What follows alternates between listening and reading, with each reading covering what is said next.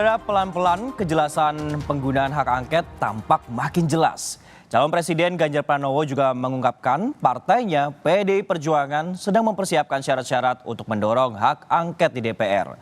Partai pengusung koalisi Anies Baswedan Muhaimin Iskandar juga yakni Nasdem mengusulkan hak angket tersebut. Dalam forum diskusi di Menteng, Jakarta Pusat Sabtu siang, Ganjar yang bergabung via daring mengatakan fraksi PDI Perjuangan sedang merancang naskah akademis dan mengumpulkan dukungan tanda tangan usulan hak angket. Selain itu, sejumlah bukti termasuk intimidasi yang dialami sejumlah saksi juga sedang dikumpulkan tim sukses koalisi Pilpres Ganjar Pranowo Mahfud MD. Sampai dengan tanggal 20 berapa sebenarnya angka real yang ada ya? Masa stuck seperti itu, berapapun suara masuk, dan ini tentu menjadi cerita-cerita yang menjadi bahan buat kami untuk nanti membuat sebuah tindakan. Partai terus saja mendorong persiapan-persiapan mulai menyusun naskah akademis, menyiapkan dukungan-dukungan, tanda tangan dari anggota, sampai kemudian nanti bisa masuk ke paripurna dan disahkan menjadi hak angket DPR. Nanti tidak akan berjalan mulus-mulus saja, karena pasti akan ada cerita yang setuju dan tidak setuju, dan kemudian dibikin cerita-cerita yang makin meriah agar angket itu berjalan atau tidak berjalan. Di DPR pada Kamis lalu, Nasdem juga sudah membahas materi hak angket dengan narasumbernya sejumlah ahli, termasuk ahli tata negara Bivitri Susanti.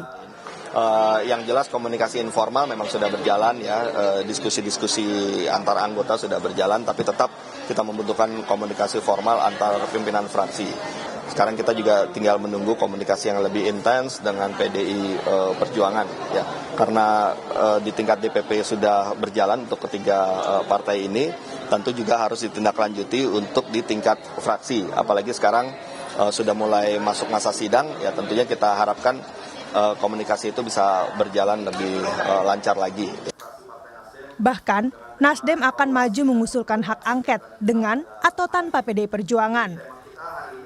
Meski PDI Perjuangan adalah yang pertama kali menggulirkan keinginan penggunaan hak angket lewat capresnya Ganjar Pranowo. Nasdem sudah menyatakan tanpa PDIP pun kami akan melaksanakan hak angket, karena hak angket itu adalah hak yang memang dimiliki oleh DPR untuk mempertanyakan hal-hal yang memang harus dijawab oleh pemerintah terkait dengan tuduhan kecurangan dan lain sebagainya. Ini kan harus dibenerin. Saat ini, salah satu bukti yang ditemui tim Ganjar terutama adalah di teknologi informasi, yakni dugaan penguncian algoritma di KPU di posisi 17%. Bukti ini diungkapkan Sekjen PDI Perjuangan Hasto Kristianto di acara Election Talk di FISIP Universitas Indonesia, Depok, Kamis lalu. Yang menemukan persoalan yang sangat fundamental, misalnya dimasukkannya suatu JSON script, suatu algoritma untuk ngelok agar perolehan Pak Ganjar Mahfud itu hanya maksimum 17%. Kemudian juga suatu program untuk mengunci autentifikasi terhadap multifaktor yang seharusnya tidak sembarangan orang bisa mengupload C1. Juga data-data bahwa quick count pun itu diintercept. Nah, sehingga dari kejadian-kejadian seperti itu kami dalami, dan ini memerlukan suatu audit forensik serta audit meta C1. Merespon temuan tim Ganjar Mahfud, Ketua KPU Hashim Asyari menyatakan KPU tak bisa mengontrol atau menargetkan jumlah pemilih yang hadir di TPS. Jadi perolehan suara baik berupa suara maupun kalau dikonversi jadi persentase itu adalah semuanya berasal dari penghitungan suara secara berjenjang dari TPS. Jadi kalau ada informasi, kabar atau pernyataan seperti itu, KPU membantah bahwa KPU tidak pernah mematok, tidak pernah mengunci, tidak pernah menargetkan partai tertentu, pasangan calon tertentu.